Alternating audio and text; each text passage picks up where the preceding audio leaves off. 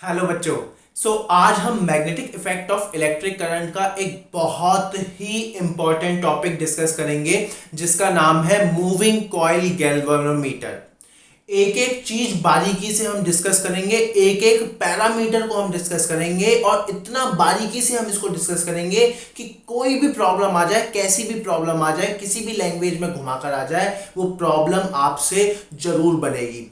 क्या क्या हम इस लेक्चर में डिस्कस करेंगे मैं आपको बता देता हूं। मूविंग कॉइल गैल्वेनोमीटर का प्रिंसिपल, कैसे ये वर्क करता है, उसकी कंस्ट्रक्शन, सेंसिटिविटी और लास्ट में हम बहुत ही इंपॉर्टेंट पैरामीटर डिस्कस करेंगे जिसका नाम है how we convert moving coil galvanometer into ammeter and voltmeter.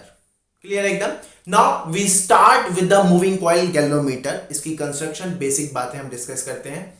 बच्चों, अगर आपने ध्यान से देखा होगा तो मूविंग कॉइल गैल्वेनोमीटर सबसे पहले आपने सुना होगा करंट इलेक्ट्रिसिटी में, पोटेंशियोमीटर और मीटर ब्रिज में, कि यार हम एक गैल्वेनोमीटर लेते हैं और हम जो है नल लेंथ फाइंड करते हैं, उसमें हम डिफ्लेक्शन डिटेक्ट करते हैं। तो यस, एक्चुअल में गैल्वेनोमीटर जो है एक डिवाइस होता है जो कि स्मॉल करंट को डिटेक्ट करता है। मेरे पॉइंट्स को एकदम सुनना, मेरी बातों को सुनना। वो किसको डिटेक्ट करता है? स्मॉल करंट को विद डायरेक्शन। जो मूविंग कॉइल गैल्वेनोमीटर होता है उसमें जो निडल होती है बिल्कुल मिड में होती है। क्लियर है एकदम। अगर करंट ऐसे फ्लो कर रहा है तो वो ऐसे चली जाती है, अगर करंट ऐसे फ्लो कर रहा है तो वो ऐसे चली जाती है। मतलब वो करंट के मैग्नीट्यूड को तो मेजर करता ही है, साथ साथ उसकी डायरेक्शन को भी मेजर करता है। क्लियर है एकदम। कैसे मेजर करता है वो सब इस चैप्टर में, इस लेक्चर में आपको पता चलेगा। नाउ सबसे पहले हम एक बेसिक फंडामेंटल डिस्कस करते हैं, moving coil basic fundamental discuss करते हैं magnetic effect of electric current का। बच्चों, आपने पढ़ा होगा, मैंने आपको बताया होगा कि मान लीजिए एक करंट कैरिंग कॉइल है। क्या है हमारे पास? एक current carrying coil. Let's say current उसमें इस डायरेक्शन में दौड़ रहा है। तो आपको पता है कोई भी एक करंट कैरिंग कॉइल है तो वो एक किसकी तरह बिहेव करती है? Magnetic dipole. किसकी तरह बिहेव करती है? Magnetic dipole. और उसका मैग्नेटिक डाइपोल मूवमेंट भी होता है, जिसको हम कैसे डिफाइन करते हैं?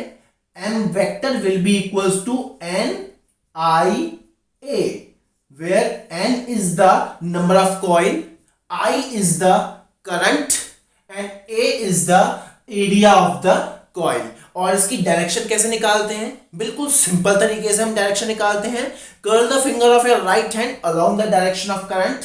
ऐसा करते टाइम जो भी आपकी थंब की डायरेक्शन होगी वही किसकी डायरेक्शन होगी? Magnetic dipole movement vector m vector की। अगर मान लो करंट में इसमें क्लॉकवाइज ऐसे फ्लो करा था तो मैग्नेटिक डाइपोल मूवमेंट की डायरेक्शन क्या हो जाती? इनवर्ड। उसके बाद बच्चों आपको मैंने पढ़ाया था कि अगर मैग्नेटिक डाइपोल को, क्लोज कॉइल को अगर हम यूनिफॉर्म मैग्नेटिक फील्ड के अंदर डालते हैं तो क्या होता है? उस पर लगता है एक टॉर्क। और जो टॉर्क का एक्सप्रेशन आया था बच्चों, वो कितना आया था? m cross b। टॉर्क का एक्सप्रेशन कितना आया था? m cross b। अगर मैग्नीट्यूड की बात की जाए, m का मैग्नीट्यूड, b का magnitude sine theta, where theta is the angle between magnetic field vector and magnetic dipole moment vector. Clear एकदम। ये बातें हम अपने प्रीवियस लेक्चर्स में कर चुके हैं और इसी को आज हम अप्लाई करने जा रहे हैं। क्लियर एकदम। अब हम समझते हैं कि मूविंग कॉइल गैल्वेनोमीटर बना कैसे है। बच्चों यहां पर देखिए, दो व्यू मैंने आपको दिखा रखे हैं। ये इनर व्यू है और ये इसका टॉप व्यू है, मतलब इसको हम यहां से देख रहे हैं। एक एक चीज को समझते हैं। बच्चों, हम जो मैग्नेट लेते हैं मैग्नेटिक फील्ड प्रोड्यूस करने के लिए, जो मैग्नेट लेते हैं वो हॉर्सशू मैग्नेट लेते हैं और उनके जो एंड्स होते हैं वो इस तरीके से होते हैं, कॉनकेव, लाइक दिस। रीजन क्या है सब कुछ पता चलेगा धीरे धीरे। इस तरीके से कॉनकेव शेप में हमने मैग्नेट ले लिए, like this. Let's say this is north pole and this is south pole, और इसके बीच में बच्चों एक सिलेंडर रख दिया ऐसे। सिलेंडर, सिलेंडर समझते हो? और सिलेंडर भी किससे बना हुआ है? सॉफ्ट आयरन कोर से। इसका रीजन भी अभी आपको पता चलेगा धीरे धीरे। क्लियर एकदम। अब इसके ऊपर बच्चों देखो मैंने क्या किया हुआ है। इसके ऊपर इस जो सिलेंडर मैंने रखा हुआ है, इस सिलेंडर के ऊपर मैंने वायरिंग करी हुई है ऐसे। तो एक्चुअल में उसकी शेप वायरिंग की कैसी होगी बच्चों, रेक्टेंगुलर। समझ में आ रही है ना। एक तार लिया हमने, तार को ऐसे बिल्कुल पेरीफेरी पर सिलेंडर के ऐसे लपेट दिया, जिसमें से करंट हमारा पास होगा। क्लियर है। अब ये जो पूरा सिस्टम है, जो सॉफ्ट आयरन कोर सिलेंडर है और ये जो वायरिंग मैंने करी हुई है, ये एक स्पेशल तरीके के वायर से मिलकर के वायर से अटैच है, जो कि जिसका मटेरियल होता है बच्चों फॉस्फोर ब्रॉन्ज। क्लियर एकदम। इसकी एक स्पेशल प्रॉपर्टी होती है, हर एक के बारे में आपको पता चलेगा। उसके बाद ये स्प्रिंग से कनेक्ट कर दिया जाता है और पॉइंटर लगा दिया जाता है, और पॉइंटर जो है अपनी बाहर रीडिंग मेजर करता है। क्लियर एकदम। ये यहां पर अपने रीडिंग्स मेजर करेगा, स्केल। क्लियर एकदम। ये आपको अरेंजमेंट समझ में आया, कौन सी चीज क्यों ली गई है, सब कुछ एक एक बात आपको समझ में आएगी। अब इसका टॉप व्यू इस तरीके से हम देख सकते हैं बच्चों, मतलब कि इस तरीके से अगर हम उसको देखेंगे, ऊपर से उसको हम देखेंगे तो ये इस तरीके से सर्कल की फॉर्म में दिखेगा। इसमें ऐसे ऐसे वायर्स लिपटे हुए हैं लाइक दिस। क्लियर है। ये अपना स्प्रिंग है, ये अपना पॉइंटर है, और ये अपने क्या हो गए, हॉर्सशू मैग्नेट। क्लियर है, जो कि यूनिफॉर्म मैग्नेटिक फील्ड प्रोड्यूस कर रहा है। क्लियरिटी है बच्चों। अब सॉफ्ट आयरन कोर ये क्या है, ये बच्चों एक स्पेशल तरीके का मटेरियल होता है जिसकी परमेबिलिटी बहुत ज्यादा हाई होती है। ये क्या काम करता है, जैसे ही सॉफ्ट आयरन मटेरियल को हम मैग्नेटिक फील्ड में प्लेस करते हैं, अगर मान लो मैग्नेटिक फील्ड ऐसे भी हो, सीधी भी हो, तो ये मैग्नेटिक फील्ड को अपने अंदर रेडियली करता है, ऐसे रेडियली डायरेक्शन में मर्ज अप कर लेता है अपने अंदर। मतलब कि ऐसा लगता है कि मैग्नेटिक फील्ड लाइंस जो है इसके सेंटर पर आने की कोशिश कर रही है। इस तरीके से मान लो इसका सेंटर यहाँ पे होगा, तो जो मैग्नेटिक फील्ड लाइंस हैं इसके सेंटर पे अलाइन करने की कोशिश कर रही है, इस तरीके से। बात समझ में आ रही है। क्लियर है एकदम। और हम ऐसी ही मैग्नेटिक फील्ड क्यों चाहते हैं अभी पता चलेगा आपको। पहला रीजन समझ में आया, और हमारी नीड ही ये है, हमें मैग्नेटिक फील्ड ऐसी ही चाहिए, इसलिए हमने मैग्नेट भी ऐसी ही ली है। क्या आपको दोनों बातें समझ में आई हैं? क्लियर है एकदम। अब जैसे ही बच्चों मान लीजिए मैं यहां से करंट पास कराऊंगा, तो क्या होगा, इन कॉइल्स में ऐसे करंट पास होने लगेगा। और जब इन कॉइल में बच्चों करंट पास होने लगेगा तो क्या होगा, ये किसकी तरह बिहेव करने लगेंगी, मैग्नेटिक डाइपोल्स की तरह, जिनका मैग्नेटिक डाइपोल मोमेंट क्या होगा, m बराबर NIA। क्या मेरी बात समझ में आ रही है? क्लियर है बच्चों, एकदम क्लियर है। अब आपको पता है जब magnetic dipole uniform magnetic field में रखा हुआ है तो उस पे लगता है टॉर्क, और टॉर्क का एक्सप्रेशन ये है। अब बच्चों यहां पर एक्चुअल में हमें थीटा की टर्म को एलिमिनेट करना था। यहां पर एक थीटा क्या होता है, angle between magnetic field vector and magnetic dipole movement. और मैग्नेटिक डाइपोल मूवमेंट की डायरेक्शन क्या होती है, it is always perpendicular to the plane. आप देख पा रहे हैं, और कैसे निकालते हैं, राइट हैंड थंब रूल से। क्लियरिटी है एकदम। अब बच्चों अगर आप बहुत ध्यान से देखोगे, यहां पर आप बहुत ध्यान लगाओ, ये सिलेंडर जो है, ये जो कॉइल्स हैं, जब इनमें करंट दौड़ेगा तो इन मैग्नेटिक फील्ड की वजह से ये सिलेंडर, ये कॉइल जो है रोटेट करेंगी। क्लियर है। अब यहां पर थीटा का चक्कर पड़ सकता था, तो हमने रेडियल मैग्नेटिक फील्ड ली, जो कि इस बात को एंश्योर कर रहा है कि magnetic field lines and the plane of the coil is always parallel. या फिर यूं कहो, मैग्नेटिक फील्ड लाइंस और मैग्नेटिक डाइपोल मोमेंट के बीच में एंगल हमेशा होगा 90 डिग्री, sin 90 होता है 1। तो टॉर्क का एक्सप्रेशन सिंपल हम लिखेंगे, टाउ बराबर m/b। अब ये कैसे है, मान लो इसको देखो, मान लो ये कॉइल जो है अपनी मीन पोजीशन पे है, मतलब ये कॉइल्स ऐसे हैं। तो देखो मैग्नेटिक फील्ड ऐसे और मैग्नेटिक फील्ड ऐसे लाइक दिस। यहां पे समझिए, मैग्नेटिक फील्ड ऐसे और कॉइल भी ऐसे है।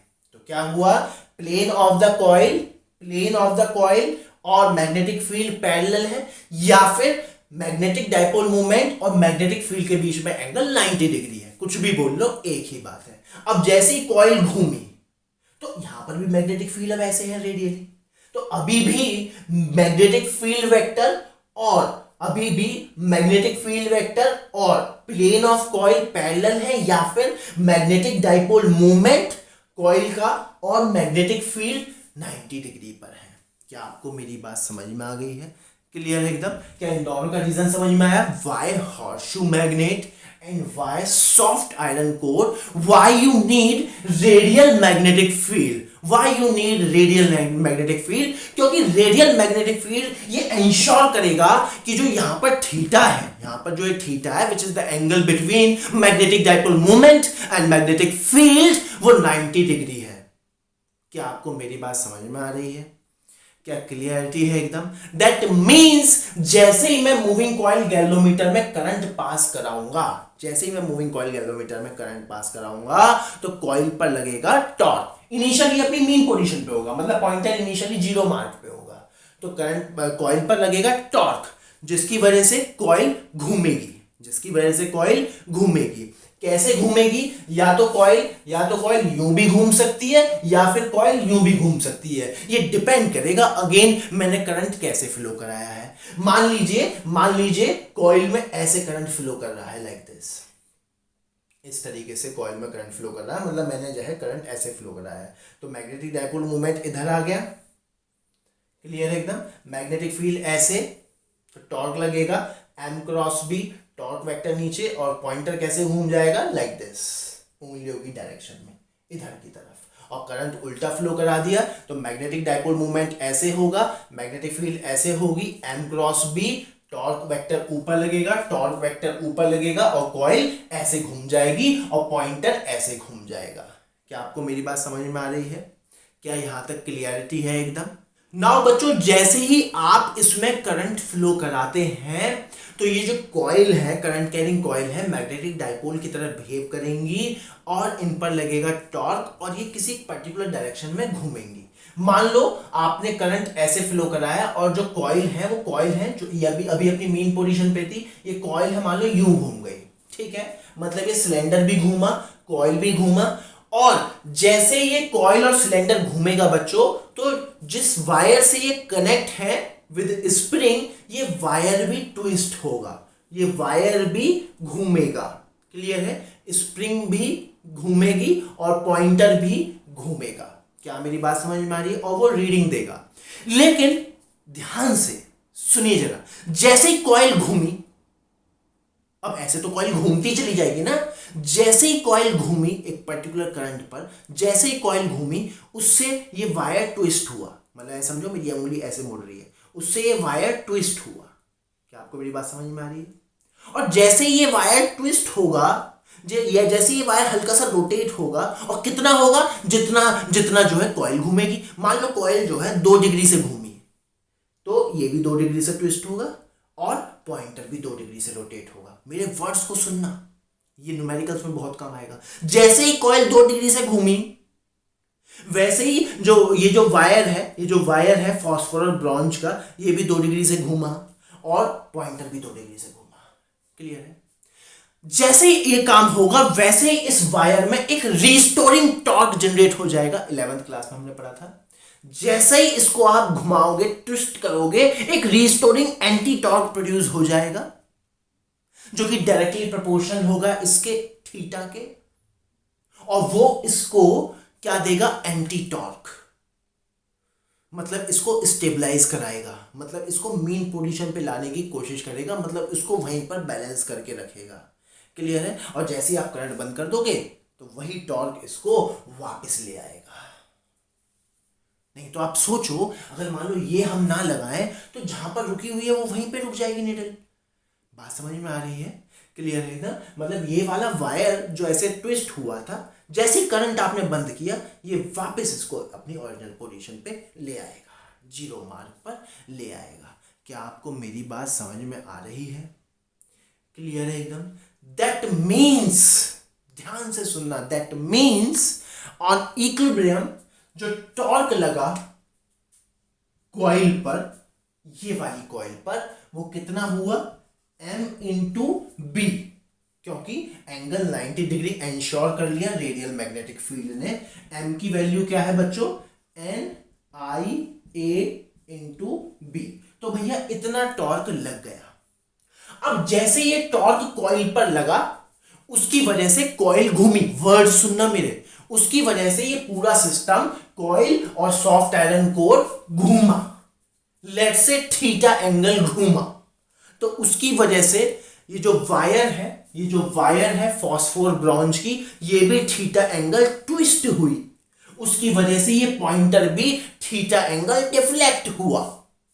क्या मेरी बात समझ में आ रही है? और जैसे ये काम होगा, जैसे ये थीटा एंगल घूमी, इस वायर में एक एंटी टॉर्क लग जाएगा, जो कि डायरेक्टली प्रोपोर्शनल होता है, एंटी टॉर्क रीस्टोरिंग टॉर्क, जो कि डायरेक्टली प्रोपोर्शनल होता है ट्विस्ट के, और प्रोपोर्शनैलिटी साइन हटता है बच्चों, सम कांस्टेंट इज देयर, और इस कांस्टेंट को बोलते हैं बच्चों टॉरिशनल कांस्टेंट। बात समझ में आ रही है? क्लियर है एकदम? या फिर restoring torque per unit deflection. बात समझ में आ रही है? Restoring torque per unit deflection या डेविएशन। क्या कंसेप्ट एकदम क्लियर है? क्लियरिटी है एकदम? आगे जाके इस के का भी रोल आएगा और मैं बताऊंगा व्हाई फॉस्फोर ब्रॉन्ज वायर। क्या आपको मेरी बात समझ में आ रही है? दैट मीन्स इक्विलिब्रियम में ये दोनों टॉर्क क्या होंगे? बैलेंस होंगे। That means NIAB will be equals to K into theta. ये थीटा बहुत इंपॉर्टेंट है बच्चों, ध्यान से सुन लेना न्यूमेरिकल सॉल्व करने में। ये थीटा क्या है? ये थीटा क्या है? जितने एंगल से ये पूरा सिस्टम कॉइल और सॉफ्ट आयरन रोटेट हुआ, उतने से ही ये वायर ट्विस्ट हुई और उतने से ही पॉइंटर डिफ्लेक्ट हुआ। क्या आपको मेरी बात समझ में आ रही है? क्लियर है? अगर आप बहुत ध्यान से देखेंगे तो यहां से मैं एक रिलेशन निकाल सकता हूं, आई को यहीं रखो, बाकी सब इधर ले जाओ, तो ये बन गया NAB इंटू थीटा। अगर आप बहुत ध्यान से देखोगे, जो चीज मैंने ब्रैकेट में बंद कर दी है, KNAB सब कांस्टेंट है। K is the torsional constant of wire, constant material पे डिपेंड करता है। N is the number of coils, ये आप मैन्युफैक्चरर ने बना ली होगी। N is the number of coil, 1 coil, 2 coil, 3 coil, 100, 500 coils. A is the area of cross section, ये भी फिक्स हो गया बच्चों। B is the magnetic field, ये भी फिक्स हो गई, जैसे ही आपने जो है हॉर्सशू मैग्नेट लगा दी, ये भी फिक्स हो गई। मतलब ये पर्टिकुलर चीज बच्चों कांस्टेंट हो गई। और यहां से आप बहुत ध्यान से देखोगे तो यहां से क्या रिजल्ट निकला? I is directly proportional to theta. बहुत ध्यान से सुनिए, I is directly proportional to theta. समझ में आ रही है क्या? मतलब जैसे जैसे आप करंट बढ़ाओगे वैसे वैसे थीटा बढ़ेगा, पॉइंटर का डिफ्लेक्शन बढ़ेगा और इसमें ट्विस्ट भी बढ़ेगा। लेकिन ये जो वायर होती है, फॉस्फोर ब्रॉन्ज की जो वायर होती है, ये बहुत ज्यादा ट्विस्ट सहन नहीं कर सकती। इसका मतलब अगर आपने बहुत ज्यादा करंट फ्लो करा दिया तो ये वायर टूट जाएगी और गैल्वेनोमीटर बेकार हो जाएगा, गैल्वेनोमीटर डिस्ट्रॉय हो जाएगा। That means galvanometer is a very sensitive device which is used to detect the deflection of current of very less magnitude। और बच्चों प्रैक्टिकली अगर मैं बात करूं तो ये जो मैग्नीट्यूड होता है ये मिली एम्पियर में होता है, ये बहुत ही हल्का करंट मेजर करता है। अब आप कहोगे सर एमीटर में तो हम 5-5, 10-10 एम्पियर का कर लेते हैं। हाँ, तभी तो मैंने कहा आखिरी में पढ़ेंगे हाउ वी कन्वर्ट, बहुत इंटरेस्टिंग है, how we convert galvanometer into ammeter of a particular range. क्या आपको मेरी बात समझ में आई है? क्लियरिटी है एकदम? एकदम क्लियरिटी है। अच्छा, इस ट्रम को हम बच्चों बोलते हैं, ये जो ब्रैकेट में मैंने बंद करी है, इस ट्रम को यहां पर मैं लिख देता हूं, इस ट्रम को बच्चों हम बोलते हैं गैल्वेनोमीटर कांस्टेंट या फिर फिगर ऑफ मेरिट। क्लियर है एकदम? क्या बोला मैंने? गैल्वेनोमीटर कांस्टेंट या फिर फिगर ऑफ मेरिट, एक ही बात है। क्लियर है एकदम? वर्ड्स हैं, इनको आप ध्यान रखें। क्या मेरी बात समझ में आ रही? कुछ भी चीज रटने की जरूरत नहीं है, सब कुछ बेसिक है, आप बेसिक से अप्लाई कर सकते हैं एनी टाइम। और बहुत बड़ी चीज नहीं है, बहुत बड़ी डेरिवेशन नहीं है, बस बेसिक बेसिक चीजें आपको ध्यान रखनी है। लेकिन ये चीज आपको बहुत अच्छे से ध्यान रखनी है, जितने एंगल से कॉइल घूमी उतने ही एंगल से वायर ट्विस्ट हुई और उतने ही एंगल से पॉइंटर डिफ्लेक्ट हुआ। सीक्वेंस में ध्यान रखना है। अगेन फिर से रिपीट टेलीकास्ट, बोलो जल्दी बोलो, जितने एंगल से कॉइल घूमी उतने ही एंगल से वायर ट्विस्ट हुई और उतने ही एंगल से पॉइंटर घूमा। क्या आपको मेरी बात समझ में आ रही है? क्या एकदम क्लियरिटी है? एकदम क्लियरिटी है। नाउ बच्चों अब यहाँ पर हम दो चीजें डिफाइन करते हैं गैल्वेनोमीटर की। एक तो सेंसिटिविटी, गैल्वेनोमीटर की सेंसिटिविटी। दो तरीके की सेंसिटिविटी हम डिफाइन करते हैं बच्चों, current sensitivity end voltage sensitivity. क्या है ये समझो। सेंसिटिविटी क्या है? How sensitive the galvanometer is, मतलब कम से कम करंट में अगर डिफ्लेक्शन ज्यादा से ज्यादा है तो इसका मतलब ज्यादा सेंसिटिव है गैल्वेनोमीटर, ज्यादा सेंसिटिव है गैल्वेनोमीटर। तो करंट सेंसिटिविटी को हम कैसे डिफाइन करेंगे बच्चों? Deflection per unit current theta upon में आई, डिफ्लेक्शन पर यूनिट करंट, या फिर अगर 1 यूनिट करंट दिया जाए तो कितना डिफ्लेक्ट हुआ गैल्वेनोमीटर, यही उसकी सेंसिटिविटी बताएगी। और अगर मान लो 1 यूनिट नहीं है तो थीटा अपॉन में आई, ये तो आप जानते ही हैं। तो यहां से थीटा अपॉन में आई बच्चों क्या आ जाएगा? यहां से थीटा अपॉन में I N A B upon में के। थीटा अपॉन में आई क्या आ जाएगा बच्चों? यहां से बिल्कुल ठीक लिखा, एन ए बी अपॉन में के, और ये हमारी हो गई बच्चों करंट सेंसिटिविटी। इसकी यूनिट क्या होगी बच्चों? बहुत ध्यान से सुनना, सारा खेल यूनिट का होता है बच्चों। देखो थीटा की यूनिट डिग्री भी हो सकती है, रेडियन भी हो सकती है, और डिवीजन भी हो सकती है। क्या मेरी बात समझ में आ रही है? डिवीजन मतलब ये वाले डिवीजन, लाइक दिस। ऐसे न्यूमेरिकल्स में आपको दिखेंगे 50 डिवीजन, इसका मतलब क्या है? ऐसे ऐसे छोटे छोटे 50 पॉइंट्स हैं, ऐसे ऐसे 50 डिवीजन। क्या मेरी बात समझ में आ रही है? क्लियर? 100 डिवीजन, तो ऐसे ऐसे छोटे छोटे 100 डिवीजन है। क्लियर है? तो इसकी थीटा की यूनिट ध्यान से देख लेना, क्वेश्चन में थीटा की यूनिट क्या है? डिग्री या फिर रेडियन या फिर डिवीजन। क्या आपको मेरी बात समझ में आ रही है? और करंट जो होता है बच्चों जनरली वो मिली एम्पेयर में होगा, न्यूमेरिकल्स में मिली एम्पेयर में आपको करंट दिखेगा। क्लियर एकदम? यहां पर n क्या है बच्चों? नंबर ऑफ कॉइल, a क्या है? Area of cross section, b क्या है? मैग्नेटिक फील्ड, और k क्या है यहां पर बच्चों? अपना टॉरशनल कांस्टेंट। अगर आप बहुत ध्यान से देखोगे करंट सेंसिटिविटी इन पैरामीटर्स पर डिपेंड कर रही है। क्लियर एकदम? कंसेप्ट एकदम क्लियर है। और करंट सेंसिटिविटी क्या होनी चाहिए बच्चों? ज्यादा। बिल्कुल ठीक बात है, वही अच्छा गैल्वेनोमीटर है। अब करंट सेंसिटिविटी ज्यादा, अब अगर आप बहुत ध्यान से देखोगे n को बढ़ाओगे तो सेंसिटिविटी बढ़ेगी, लेकिन हम बहुत ज्यादा n को नहीं बढ़ा सकते, नहीं तो गैल्वेनोमीटर बल्कि हो जाएगा और उसका रेजिस्टेंस भी बढ़ेगा। क्यों? क्योंकि वायर का रेजिस्टेंस होगा तो वो बढ़ेगा। एरिया को भी नहीं बढ़ा सकते, मैग्नेटिक फील्ड को भी बढ़ाने की एक लिमिटेशन है, और के शुड भी क्या होना चाहिए? Less. That's why we use phosphor bronze wire. ये एक ऐसा मटेरियल होता है बच्चों जिसका के क्या होता है? लीस्ट। क्या आपको मेरी बात समझ में आ रही? अब समझ में आया क्यों ये स्पेशल मटेरियल का वायर इससे अटैच किया जाता है। क्या आपको करंट सेंसिटिविटी एकदम क्लियर है बच्चों? नाउ अब एक और टर्म डिफाइन बच्चों हम इसमें करते हैं, वो होता है वोल्टेज सेंसिटिविटी। करंट सेंसिटिविटी आपको समझ में आ गया, करंट सेंसिटिविटी आपको समझ में आ गया कि deflection per unit current. Clear है?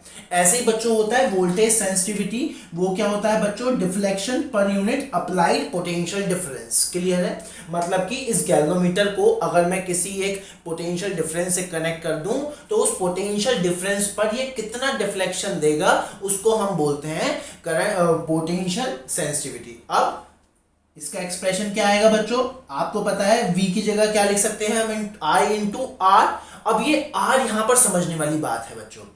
R यहां पर क्या होगा? रेजिस्टेंस ऑफ द कॉइल, और तो कुछ है ही नहीं।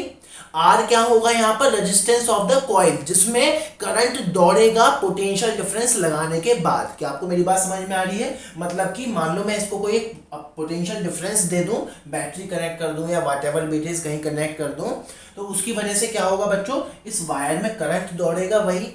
अब लेकिन हम करंट की जगह क्या ले रहे हैं? V।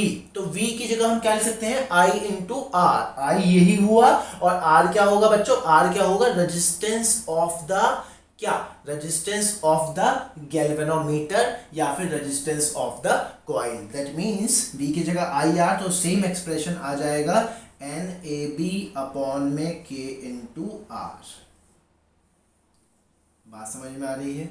क्लियर है बच्चों? समझने वाली बात ये है, ये दोनों एक दूसरे के इंडिपेंडेंट हैं। कहने का मतलब क्या है? मान लो कोई कहे अगर मुझे करंट सेंसिटिविटी बढ़ानी है तो लेट से मैं n बढ़ा दूं, लेट से मैं n बढ़ा दूं, तो क्या वोल्टेज सेंसिटिविटी भी बढ़ जाएगी? नहीं। अगर आप यहां n बढ़ाओगे तो आप कहोगे सर n बढ़ गया है, एन बढ़ गया है तो बच्चों रेजिस्टेंस भी तो बढ़ेगा, लेकिन जो रेशियो है वो क्या रहेगा, same. That means these two quantities are independent on each other. ये पहली बात हमें समझनी होगी। क्या आपको मेरी बात समझ में आ रही है? क्या दोनों तरीके की सेंसिटिविटी आपको क्लियर है? और अगर कोई पूछ ले how we will increase the sensitivity, तो आप सीधा बोल सकते हैं on increasing N, on increasing A, on increasing B और डिक्रीजिंग के।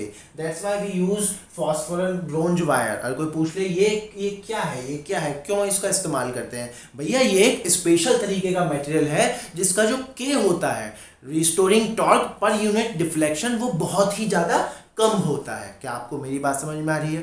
अब यहाँ पर बच्चों जो समझने का खेल है, न्यूमेरिकल्स जो परेशान करते हैं वो यूनिट से रिलेटेड करते हैं बच्चों। अगर आप बहुत ध्यान से देखोगे यहाँ पर मैंने क्या क्या बताया, एन की कोई यूनिट नहीं है, ए की यूनिट क्या होगी, एरिया मीटर स्क्वायर। ध्यान से सुन लेना, हर एक चीज आपको ऐसा यूनिट पर पुट करनी है। बी की यूनिट क्या होगी, टेस्ला। थीटा की यूनिट क्या क्या बताया मैंने, या तो डिग्री या रेडियन या डिवीजन। डिवीजन क्या होता है बच्चों, ये जो डिवीजन होते हैं, जैसे यहाँ से लेके यहाँ तक ये छोटे छोटे, मान लो 50 डिवीजन है तो वो लेगा 50 डिवीजन। क्या मेरी बात समझ में आ रही है? आई जो होगा वो मोस्ट प्रोबेबली मिली एम्पेयर में ही दिया होता है, तो आप उसको एम्पेयर में कन्वर्ट करें, और मिली एम्पेयर को एम्पेयर में कैसे कन्वर्ट करेंगे वो आपको आता ही होगा। नाउ अगर मैं देखूं के की यूनिट, तो देखो के की यूनिट कैसे निकलेगी। यहाँ से के हम कैसे निकाल सकते हैं, के को हम क्या बोल सकते हैं, N A B I upon में थीटा। अगर आप बहुत ध्यान से देखोगे ये ऊपर की टर्म तो बन गई टॉर्क, चेक कर लो, ऊपर की टर्म बन गई टॉर्क, चेक कर लो, ऊपर की टर्म क्या बन गई, टॉर्क। क्लियर है? और टॉर्क की यूनिट क्या होती है बच्चों, न्यूटन मीटर। टॉर्क की यूनिट क्या होती है, न्यूटन मीटर। अब थीटा की यूनिट डिग्री भी हो सकती है, रेडियन भी हो सकती है और डिवीजन भी हो सकती है। तो के की यूनिट बच्चों न्यूटन मीटर पर डिग्री भी हो सकता है, न्यूटन मीटर पर रेडियन भी हो सकता है, न्यूटन मीटर पर डिवीजन भी हो सकता है। लेट्स से मैं डिवीजन लिख लेता हूं लाइक दिस। क्लियर है? वो तो हर क्वेश्चन में अलग अलग होगा। ध्यान रखना के और थीटा की यूनिट सेम हो। अगर के की यूनिट दे रखी है न्यूटन मीटर पर डिग्री, तो theta must be in degree. अगर वो रेडियन में है तो उसको डिग्री में कन्वर्ट करो। बस यही यहाँ पर न्यूमेरिकल फंस जाता है हमारा। मैं बिल्कुल छोटी छोटी बातों को आपको बता रहा हूँ कि कहाँ कहाँ आपको दिक्कत आएगी और कैसे कैसे उन दिक्कतों को आपको सॉल्व करना है और किन किन बातों का ध्यान रखना है। अब यहाँ दो छोटी छोटी बातें और हैं, अदरवाइज प्रॉब्लम बहुत इजी है और आई होप आपको पूरी कंसेप्शन समझ में आई होगी और हर एक टर्म आपको एकदम क्लियर होगी। अब यहाँ पर एक टर्म होती है बच्चों फुल स्केल डिफ्लेक्शन या फिर full scale deflection current. Full scale deflection current वो क्या है बच्चों, मेन पोजीशन पर ये पॉइंटर 0 मार्क पर होगा। जैसे ही मैं इसमें करंट दौड़ाऊंगा ये पॉइंटर जो है ऐसे डेविएट होगा, मतलब कि ये डिफ्लेक्शन देगा, मतलब कि ये थीटा निकल के आएगा। करंट और बढ़ाऊंगा तो थीटा और बढ़ जाएगा, करंट और बढ़ाऊंगा थीटा और बढ़ जाएगा, बढ़ते बढ़ते थीटा बस यहां तक ही जा सकता है। क्लियर एकदम? तो वो करंट जिस पर मैक्सिमम डिफ्लेक्शन मिले, मतलब थीटा की वैल्यू मैक्सिमम हो जाए। मान लो यहां से लेके यहां तक 50 डेविएशंस हैं, यहां से लेके यहां तक 50 डेविएशंस हैं, तो मान लो थीटा जो है 0 से 50 तक पहुंच जाए, उस टाइम पर जो करंट होता है उसको बोलते हैं बच्चों फुल स्केल डिफ्लेक्शन करंट या फिर मैक्सिमम करंट। उसको हम डिनोट करते हैं बच्चों IG से। क्या आपको मेरी बात समझ में आ रही है? और IG क्या है यहाँ पर, मैक्सिमम करंट। IG क्या है और यहां से निकल सकता है IG सिंपली, इसको आप IG बोलिए और आप यहां से IG निकाल सकते हैं। क्लियर है? वो क्या क्या आपको कभी कभी देता है, करंट सेंसिटिविटी दे देता है, करंट सेंसिटिविटी दे देता है और क्या दे देता है, करंट सेंसिटिविटी के साथ साथ ये थीटा दे देता है कि भैया इतने डेविएशन है, फाइंड IG, तो आप निकाल सकते हो यहाँ से। बात समझ में आ रही है? ये भी गिवन है, ये भी गिवन है, ये निकल जाएगा। क्या आपको मेरी बातें समझ में आ रही हैं? क्लियर है? IG क्या है, फुल स्केल डिफ्लेक्शन करंट क्या है कि वह करंट, वह मैक्सिमम वैल्यू करंट की जिस पर आपका पॉइंटर मैक्सिमम डेविएशन दे, मतलब इससे ज़्यादा वो डिफ्लेक्ट नहीं हो सकता, ये मैक्सिमम रेंज है उसकी, उसको बोलते हैं फुल स्केल डिफ्लेक्शन करंट। उसको हम IG से डिनोट करते हैं। क्या आपको मेरी बात समझ में आ रही है? क्या ये सारे पॉइंट एकदम क्लियर हैं आपके? कोई भी चीज रटनी नहीं है, सारे बेसिक्स लगाने हैं आपको और सब कुछ बेसिक्स से आपको अप्रोच करना है। क्या मेरी बात समझ में आ रही है? और प्रॉब्लम्स सॉल्व करने में जो दिक्कत आती है वो सिर्फ यूनिट्स की होती है। मैंने एक एक चीज बिल्कुल डिटेल में आपसे चर्चा करी है यहाँ पर। क्लियर है एकदम? तो इसको आप नोट करें। अब हम इसके नेक्स्ट सेगमेंट पे चलेंगे, which is conversion of galvanometer into ammeter and voltmeter. इसको आप नोट करिए। चलिए बच्चों, अब हम बात करते हैं कैसे हम गैल्वेनोमीटर को एमीटर और वोल्टमीटर में उनकी एक डिजायर्ड रेंज के एमीटर और वोल्टमीटर में कन्वर्ट करते हैं। एक एक पॉइंट पर तसल्ली से बात करेंगे, बहुत ही डिटेल में बात करेंगे। सबसे पहले हम बात करते हैं बच्चों, एमीटर होता क्या है? आप लोग जानते हैं एमीटर, नाम से ही पता चल रहा है, एम्पेयर मीटर, एक वो डिवाइस जो कि करंट को मेजर करता है। अब आप कहोगे सर गैल्वेनोमीटर तो करंट ही मेजर कर रहा है। नहीं, अगर आप बहुत ध्यान से देखोगे, गैल्वेनोमीटर एक बहुत ही सेंसिटिव और वर्सेटाइल डिवाइस है जो कि बहुत ही स्मॉल अमाउंट के करंट को मेजर करता है। मान लो हमें सर्किट में 2 एम्पेयर का करंट मेजर करना हो तो 2 एम्पेयर का करंट वो मेजर नहीं कर पाएगा। 2 एम्पेयर का करंट उसके लिए बहुत बड़ा करंट होगा, वो तुरंत फ्यूज हो जाएगा। जो आईजी होता है, जो कि मैंने आपको बताया मैक्सिमम डिफ्लेक्शन करंट या फिर फुल स्केल डिफ्लेक्शन करंट, वो बहुत कम होता है बच्चों, मिली एम्पेयर में उसकी वैल्यू आती है। क्लियर है? तो एम्पेयर एमीटर एक डिवाइस है जिसके माध्यम से हम सर्किट की किसी भी ब्रांच में करंट का पता कर सकते हैं। जिस भी ब्रांच में करंट निकालना हो उस ब्रांच में सीरीज में आप एमीटर लगा दीजिए। जैसे मान लो एक एग्जांपल लेते हैं बच्चों, हम समझते हैं। मान लीजिए मेरे पास एक सर्किट है, इस तरह से मान लो मेरे पास एक सर्किट है लाइक दिस। लेट्स से इसका रेजिस्टेंस मैं ले लेता हूं, इसका रेजिस्टेंस आप 5 ओम ले लो और इसको एक बैटरी से कनेक्ट कर दो जो कि है लेट्स से 20 वोल्ट की बच्चों। क्लियर है? तो इसमें करंट कितना दौड़ रहा होगा बच्चों, वो निकालना कोई बड़ी बात नहीं है। I equals to V by R, that means I कितना होगा 20/5 विच इज 4 एम्पेयर। अब मान लो इस 4 एम्पेयर करंट को हमें मेजर करना है बच्चों, तो हमें क्या करना होगा, इस ब्रांच में एक एमीटर लगाना होगा। अब बच्चों एमीटर का अपना भी खुद एक रेजिस्टेंस जरूर होगा, ऐसी कोई बॉडी नहीं है जिसका रेजिस्टेंस ना हो। क्लियर है बच्चों? अब मान लो एमीटर का रेजिस्टेंस 5 ओम है, मान के चलिए एमीटर का रेजिस्टेंस 5 ओम है। तो अब ये एमीटर कितना करंट मेजर करेगा बच्चों? I equals to V upon में टोटल रेजिस्टेंस कितना हो गया बच्चों 5 + 5 विच इज 10, मतलब कि 2 एम्पेयर। सीरियस, आप क्रोनोलॉजी को समझिए। आपको मेजर करना था 4 एम्पेयर का करंट, लेकिन जैसे ही आपने एक एमीटर लगाया जिसका खुद का रेजिस्टेंस 5 ओम है, उसने कितना मेजर किया बच्चों 2 एम्पेयर। पूरे 50% का एरर आ गया, 50%। तो क्या ये एमीटर ठीक है बच्चों? एकदम से ये बोलना कि ये एमीटर बेकार है, ये ठीक नहीं रहेगा। जैसे जैसे लेक्चर आगे बढ़ेगा आपको समझ में आएगा कि एमीटर का रेजिस्टेंस ये नहीं बताता कि वो खराब है या गलत। लेकिन हाँ, ये बात हमें थोड़ी सी खटकी कि जो एमीटर का रेजिस्टेंस होना चाहिए वो बहुत कम होना चाहिए बच्चों। पहली बात हमें क्या पता चला, एमीटर का जो रेजिस्टेंस होना चाहिए वो बच्चों वो बहुत कम होना चाहिए। ये बात हमें समझ में आई। एक अच्छे एमीटर की पहचान ये होगी कि उसका अपना खुद का जो रेजिस्टेंस होगा वो बच्चों कम होगा। क्या आपको मेरी बात समझ में आ रही है? क्लियर है एकदम ये वाला पॉइंट? क्यों? क्योंकि जितना कम ये रेजिस्टेंस होगा करंट उतना बढ़ता जाएगा और ये करंट एक्यूरेसी को अप्रोच करेगा। वो अलग बात है कि इसका रेजिस्टेंस अगर 0 हो जाए तो एग्जैक्ट यही रीडिंग मेजर करेगा, लेकिन जीरो रेजिस्टेंस हो नहीं सकता। ऐसे रेजिस्टेंस ऐसे एमीटर को हम क्या बोलेंगे बच्चों? आइडियल एमीटर, जो कि प्रैक्टिकली पॉसिबल नहीं है, ओनली थ्योरेटिकली पॉसिबल है। दैट मीन्स अगर थ्योरेटिकल क्वेश्चंस में कभी आइडियल एमीटर आ जाए, ऐसा लिखा हुआ आ जाए कि भैया आइडियल एमीटर है, तो उसका रेजिस्टेंस आपको क्या लेना है बच्चों? 0। ये पॉइंट्स हैं जो कि आपको ध्यान रखने हैं ड्यूरिंग न्यूमेरिकल सॉल्विंग। ठीक है, हमारी चाहत क्या है? रेजिस्टेंस का एमीटर बहुत छोटा होना चाहिए। एमीटर का रेजिस्टेंस बहुत छोटा होना चाहिए, ये हमने देखा। अगर आइडियल एमीटर है जो कि प्रैक्टिकली नहीं होता, उसका रेजिस्टेंस हम क्या ले लेंगे बच्चों, 0। क्लियर है एकदम। अच्छा, ये तो हमें समझ में आया। अब ये भी हमें समझ में आता है कि ये जो एमीटर है ये बना गैल्वेनोमीटर से ही होगा, क्योंकि पेरेंटल प्रॉपर्टी गैल्वेनोमीटर है बच्चों। क्लियर है एकदम। अब बहुत ध्यान से देखो बच्चों, मान लो ये अपना गैल्वेनोमीटर है। क्लियर है एकदम, क्लियर है। लेट्स से गैल्वेनोमीटर का रेजिस्टेंस है, let's say RG. RG is the resistance of galvanometer. और ये कौन सा रेजिस्टेंस है, वो जो हम वायरिंग करते हैं, जो कि वोल्टेज सेंसिटिविटी के टाइम में आया था। ठीक है बच्चों, मान लो ये गैल्वेनोमीटर है और गैल्वेनोमीटर का रेजिस्टेंस है आरजी। अब यहां से मान लो आई करंट ऐसे आ रहा है, मान लो ये आई करंट आ रहा है लाइक दिस।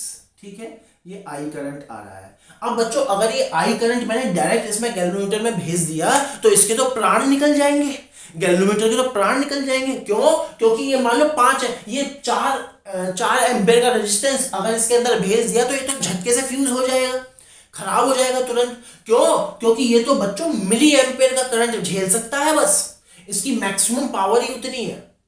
अब आप खुद दिमाग लगाओ पहले कि हम क्या करें। अगर आप बहुत ध्यान से देखोगे, अब हमारे पास 2 चाहत हो गई हैं। एक तो एमीटर का जो रेजिस्टेंस है वो बहुत कम होना चाहिए, पहली बात। और जो करंट जाए किसमें, गैल्वेनोमीटर में, जिसे हम लेट से आईजी बोले, वो बहुत कम होना चाहिए।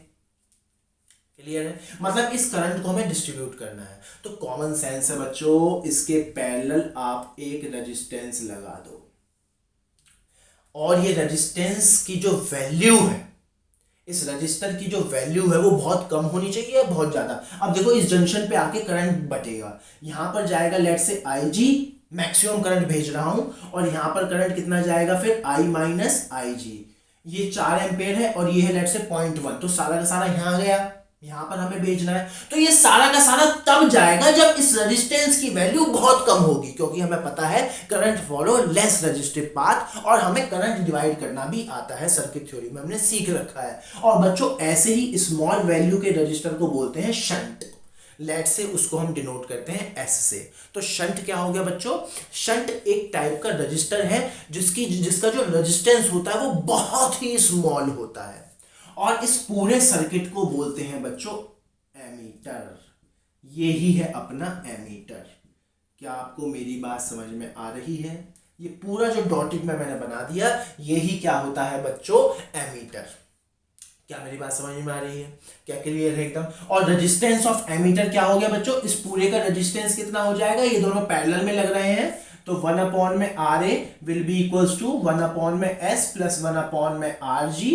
तो RA कितना हो गया बच्चों, S इंटू RG अपॉन में RG प्लस S। कोई भी फॉर्मूला आपको रटना नहीं है, रटने से कुछ नहीं होने वाला, एक एक चीज आपको समझनी है। अगर आप बहुत ध्यान से देखोगे, यहां शंट की वैल्यू बहुत कम है, जिसकी वजह से जो एमीटर का जो रेजिस्टेंस है ओवरऑल वो भी बहुत कम होगा। मतलब हमारी ये चाहत भी पूरी हो रही है, दोनों चाहतें पूरी हो गई। जैसे ही मैंने इसके पैरेलल में एक शंट लगा दिया, यहां से बहुत करंट जान पास होने लगा, तो इसकी जान बच गई और टोटल रेजिस्टेंस भी ओवरऑल कम हो गया। क्लियर है बच्चों? अब बहुत ध्यान से सुनना। मान लो मुझे एक एमीटर बनाना है इस पर्टिकुलर गैल्वेनोमीटर का, और उस एमीटर की रेंज है बच्चों लेट से 0 से I, और ये I कुछ भी हो सकता है, 5 एम्पेयर का। ऐसी प्रॉब्लम आएंगी 5 एम्पेयर का, ऑब्वियसली बात है रेंज है तो 0 से ही शुरू होगा, लीस्ट वैल्यू 0 है, और मैक्सिमम वैल्यू I कुछ भी हो सकता है, 5 एम्पेयर, 6 एम्पेयर, 7 एम्पेयर, 8 एम्पेयर। अब देखिए कैसे कैसे डिपेंड करेगा, किन किन पॉइंट्स पर डिपेंड करेगा। अब बच्चों बिल्कुल बेसिक लगाओ। अगर आप बहुत ध्यान से देखोगे, ये दोनों पैरेलल में है, और पैरेलल में क्या चीज सेम होती है, पोटेंशियल ड्रॉप। इसके अक्रॉस पोटेंशियल ड्रॉप कितना होगा बच्चों, इसके across potential drop S I minus IG, और इसके अक्रॉस पोटेंशियल ड्रॉप कितना होगा बच्चों, IG इंटू RG। मैं तो कह रहा हूं आप बस इस इक्वेशन को ध्यान रखो, यहां से सब कुछ आएगा बच्चों, सारी चीज आएगी यहां से। क्लियर है?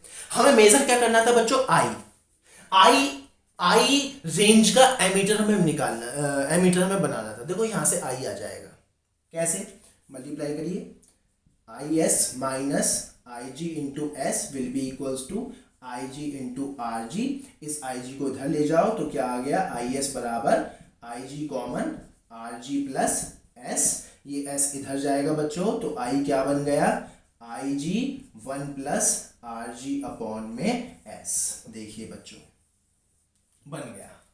क्या मेरी बात समझ में आ रही है? यहाँ पे Rg क्या है, ये रेजिस्टेंस ऑफ गैल्वेनोमीटर, ये ऑब्वियसली बात है, पता होगा मैन्युफैक्चरर को। S क्या है यहाँ पर, शंट, ये आपने लगाया होगा बच्चों।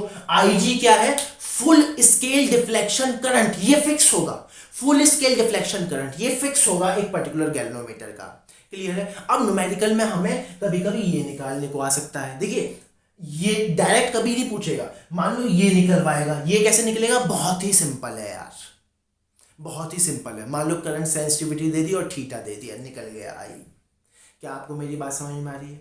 क्लियर है? आई जी क्या हो जाएगा, आई जी क्या हो जाएगा, full scale deflection current, fix, ये तो फिक्स है। आर जी क्या हो गया, रेजिस्टेंस ऑफ गैल्वेनोमीटर, और एस क्या हो गया बच्चों, शंट। मतलब आप इस पैरामीटर को ध्यान रखें, 1 plus R ji by S, 1 plus R ji by S, 1 plus R ji by S, इस पैरामीटर को आप ध्यान रखें। क्लियर है एकदम, क्लियरिटी एकदम। और इस पैरामीटर को आप इससे मल्टीप्लाई करा दो, डिजायर्ड रेंज का एमीटर आ जाएगा। क्लियर है? और वो डिजायर्ड रेंज देखो बच्चों एस पर ही डिपेंड कर रही है, एस पे ही वो डिजायर्ड रेंज डिपेंड कर रही है। एस को चेंज करो, ये चीज चेंज होती रहेगी। क्लियर है एकदम, ये चीज फिक्स है। 1 में कुछ ऐड कर रहे हो, अगर आप एस को बढ़ाओगे तो ये ओवरऑल घटेगा, मतलब कि ये चीज जो है भले ही 1 में ऐड कर रहे हो लेकिन घटेगी ना, मतलब रेंज जो है घटेगी, मतलब शंट बढ़ाओगे तो रेंज घटेगी आई की, और शंट जितना कम रखोगे आई की वैल्यू उतनी ज्यादा होगी। क्या आपको मेरी बात समझ में आ रही है?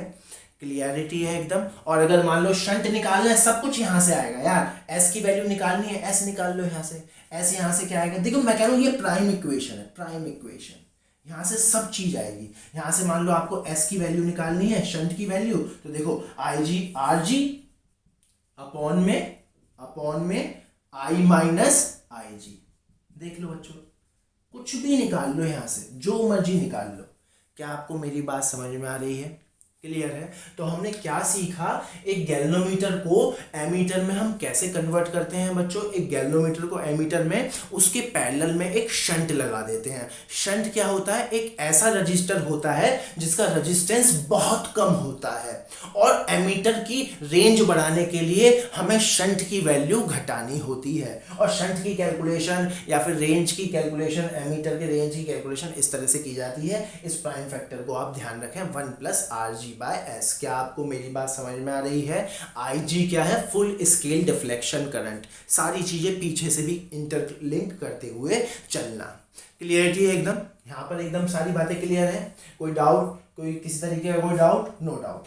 नाउ अब इसमें बच्चों कभी कभार वो परसेंटेज एरर पूछ लेता है, बिल्कुल टाइम पास क्वेश्चंस आते हैं, बस बेसिक क्लियर रखो, अपने बेसिक क्लियर रखो, कोई भी चीज रटनी तो बिल्कुल भी नहीं है।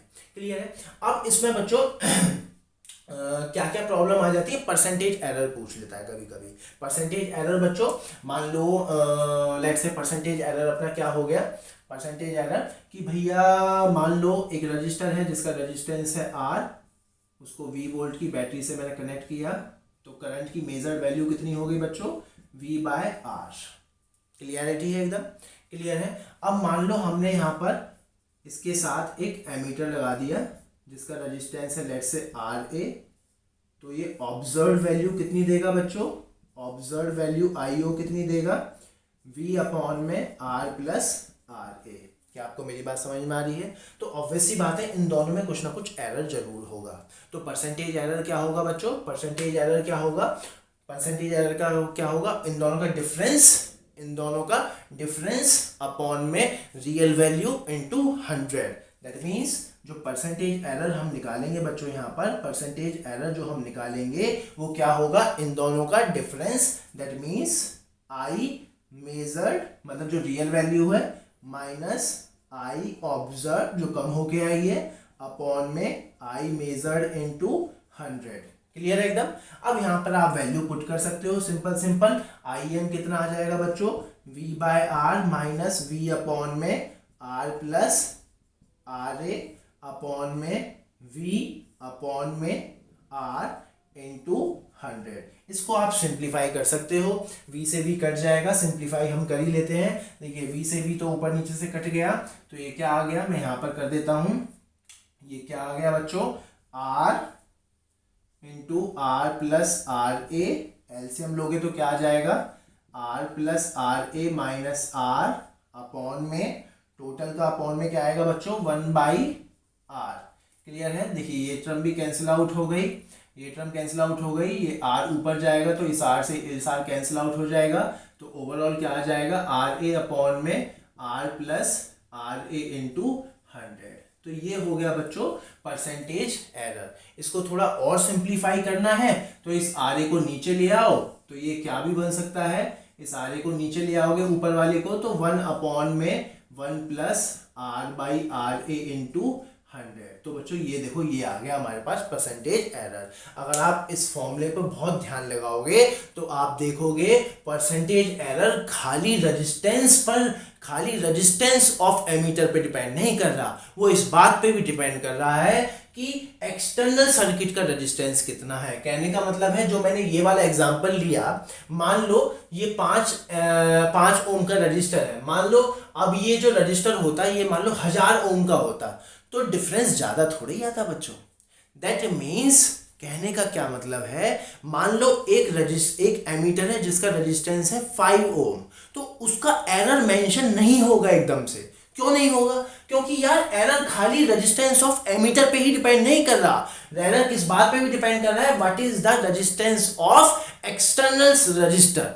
उस सीरीज में, उस ब्रांच में जो रजिस्टर लगा हुआ है उसका रेजिस्टेंस कितना है, इस बात पे भी डिपेंड कर रहा है यार। क्या मेरी बात समझ में आ रही है? तो आप इस बात को अपने दिमाग में अच्छे से बिठा लें कि जो परसेंटेज एरर होगा वो खाली रेजिस्टेंस ऑफ एमीटर पे डिपेंड नहीं करेगा, वो इस बात पे भी डिपेंड करेगा कि जो एमीटर जिसके साथ आपने लगाया हुआ है उसका रेजिस्टेंस भी कितना है। क्या आपको क्लियर है सारे कंसेप्ट? कोई भी चीज रटनी नहीं है, बेसिक इक्वेशन ये है, यहां से सब कुछ आएगा। बेसिक फंडामेंटल आपको ध्यान रखने हैं, परसेंटेज एरर आपको ध्यान रखनी है, दैट्स इट। क्लियर एकदम? इसको आप नोट करिए। अब हम सीखेंगे कैसे हम गैल्वेनोमीटर को वोल्टमीटर में कन्वर्ट करते हैं।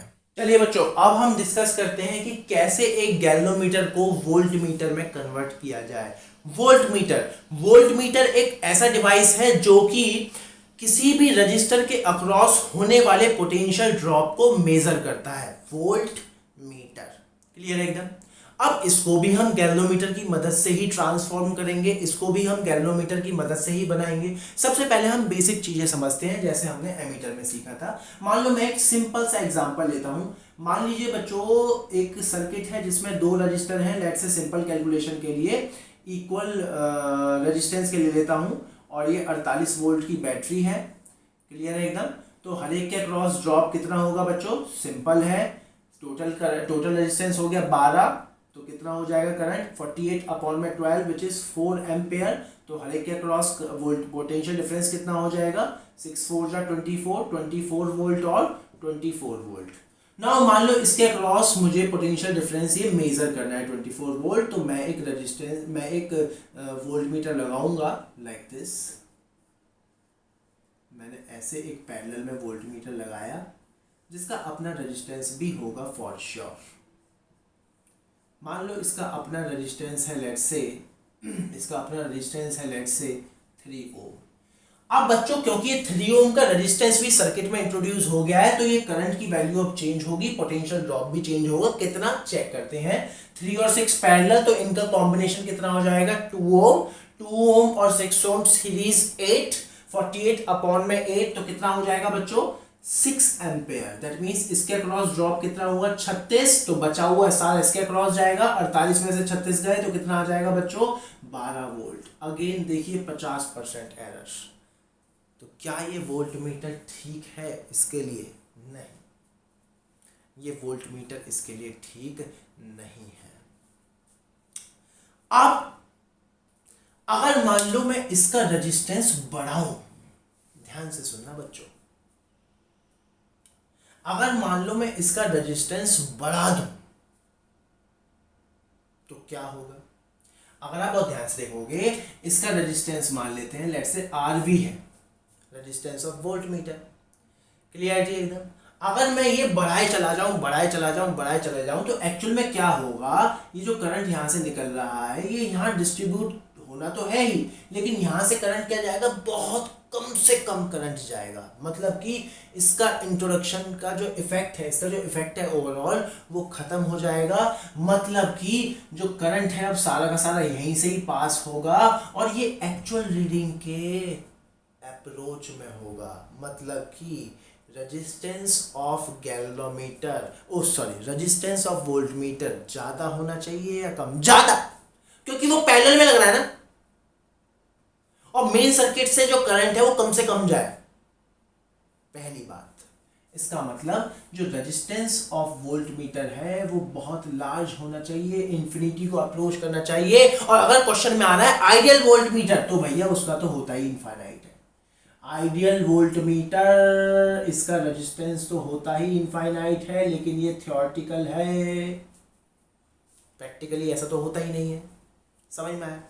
अब इसको बनाया कैसे होगा बच्चों? यहाँ गैल्वेनोमीटर तो लगाया होगा, देखो बहुत ध्यान से देखो, गैल्वेनोमीटर ही लगा होगा। अब अगर आप बहुत ध्यान से देखोगे, मान लो यहाँ गैल्वेनोमीटर है और करंट आ रहा है, करंट आ रहा है, क्लियर? करंट डिवाइड होगा, यहाँ पे क्या जाता है आईजी, यहाँ पे क्या जाता है आईजी, और आईजी क्या होना चाहिए, बहुत कम होना चाहिए। आईजी क्या होना चाहिए, बहुत कम होना चाहिए। ऐसे लगा हुआ है ना बच्चों, लाइक दिस, मतलब कि ये जो है ये किसी रेजिस्टेंस के पैरेलल में लगा होगा, क्लियर है? यहाँ से करंट आ रहा है लेट्स से आई, लाइक दिस। क्लियरिटी है एकदम? क्लियरिटी है? अब यहाँ पर करंट जाएगा आईजी, और ये आईजी बहुत कम होना चाहिए, नहीं तो ये मर जाएगा। और आईजी कम कब होगा, जब यहाँ पर रेजिस्टेंस बहुत ज्यादा होगा। इसका अपना रेजिस्टेंस तो आरजी है ही, इसका अपना रेजिस्टेंस तो आरजी है ही, वो बहुत ज्यादा तो होता नहीं है। तो आप क्या काम करो, इसके सीरीज में यहाँ पर हाई अमाउंट का रेजिस्टेंस लगा दो, बहुत हाई अमाउंट का रेजिस्टेंस। बात समझ में आ रही है? क्लियरिटी एकदम? बहुत हाई अमाउंट का रेजिस्टेंस लगा दो, इसको लेट से कुछ और बोल दो, लेट से इसको आर डैश बोल दो, बहुत ही हाई अमाउंट का रेजिस्टेंस लगा दो, लेट से आर। अब मामला सही है, यहाँ आई जी तो यहाँ पर आई माइनस आई जी, अब मामला सेट है। गैल्वेनोमीटर हमारा बच गया, और क्योंकि आई जी बहुत कम है, लेट से ये 4 एम्पेयर है और आई जी है मान लो 0.1, तो यहां से कितना गया 3.9, तो एक्यूरेट ड्रॉप देगा। 100% एक्यूरेट तो नहीं, लेकिन हाँ काफी अच्छा एक्यूरेसी देगा।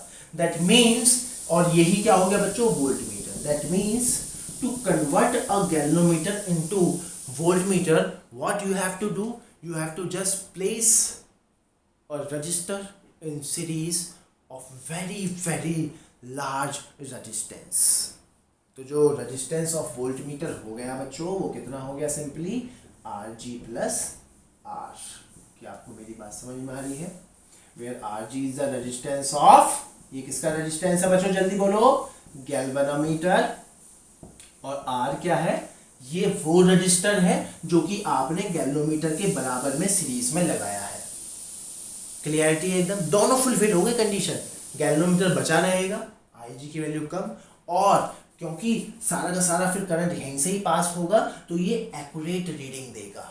इसके अक्रॉस ड्रॉप जो है अब एक्यूरेट होगा, जैसे यहाँ पर बहुत ज़्यादा घट गया था। क्लियर है एकदम? क्या आपको मेरी बात समझ में आ रही है? क्लियरिटी है?